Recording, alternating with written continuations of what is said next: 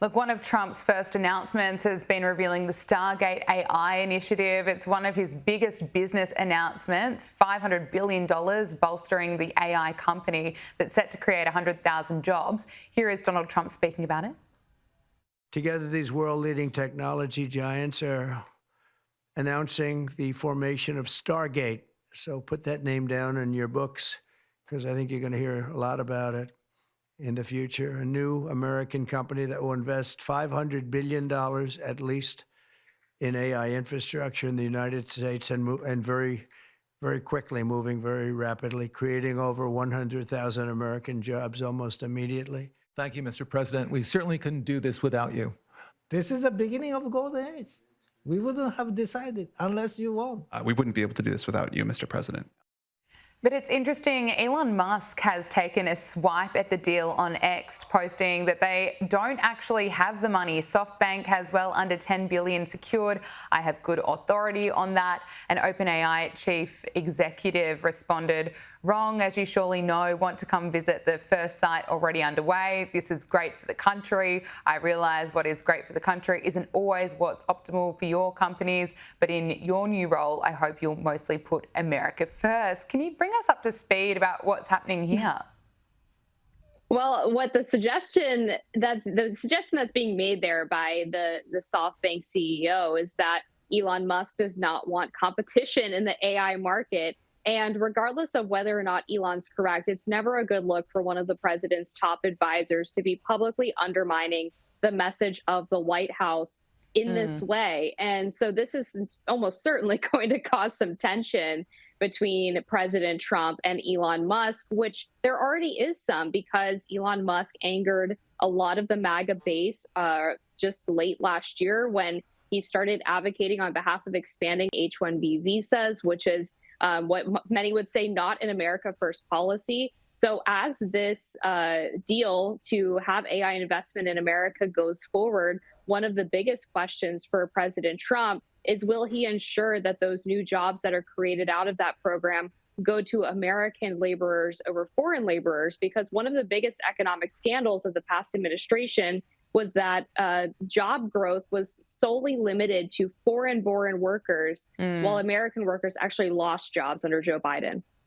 One of the biggest concerns for Americans, as well as the cost of living, is the crisis at the southern border that we've just seen over the past few years. And now the US military is ordering additional 1,500 active duty troops to the border. The additional troops will join the roughly 2,200 active duty forces and 4,500 National Guardsmen already stationed there. Now, Trump has signed an executive order suspending the entry of migrants at the southern border with Mexico, according to the White House. Let's take a listen.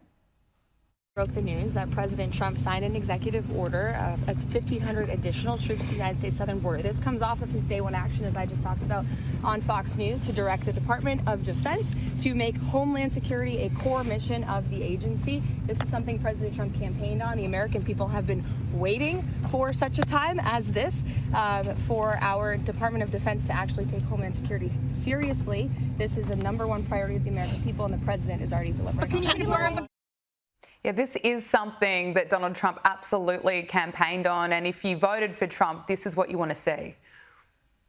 Exactly. And he has unleashed a number of executive orders in addition to the ones mentioned there by the new White House press secretary, Caroline Leavitt, including declaring a national emergency at the southern border, as well as reinstating the Remain in Mexico policy, and also ending birthright citizenship for children of illegal immigrants. And when you look at polling on these issues, one of the things that stuck out to me today from a new poll that dropped this morning was that close to 60% of Americans support resuming construction of the border wall. And on the birthright citizenship question, which is being debated on legal merits right now, he's only 5 points underwater on that question. I think if the White House messages that correctly, they could easily turn that around. But immigration was the top 2 issue for voters. There's no question that Trump has a mandate to shut down the southern border and make sure that it's secure moving forward. And also, White House border czar Tom Homan has confirmed that Donald Trump's mass deportation has begun, as the US Immigration and Customs Enforcement officers can now arrest illegal immigrants in churches and in schools. Now, this is another key thing that the president campaigned on. This is what most Americans want to see, but those areas outlined as churches and schools and hospitals are among other places may be confronting to witness when this is actually carried out. Yeah, I think it's fair to say that this effort is going to be a little bit messy. There's going to be moments throughout this where it's going to look uncompassionate or non-compassionate.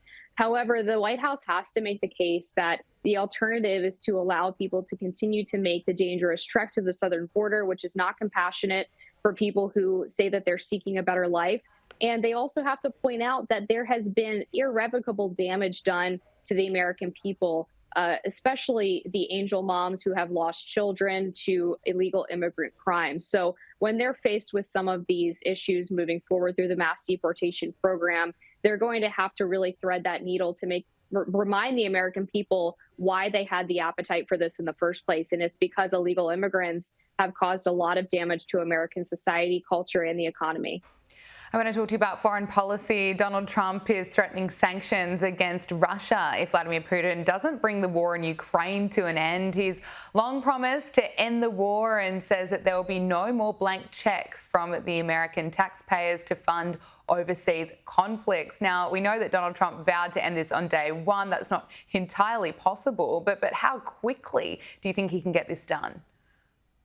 Well, we did hear Ukrainian President Volodymyr Zelensky signal when Trump was elected that he was potentially interested in resuming negotiations with Russia, which was something we hadn't heard from him really since the war started. So I think that was a good sign that with Trump in office, they're interested in perhaps pursuing peace, both the Russians and the Ukrainians. And his recent actions against Russia remind us of how ridiculous the narrative was in his first term, that he was somehow soft on Russia because he was being blackmailed by Vladimir Putin, or that he had even colluded with the Russians to win the election. He clearly is not giving them a pass in this conflict. He's going to hold them accountable for their unjust actions while also making sure that the American people are not on the hook as a proxy member to this war.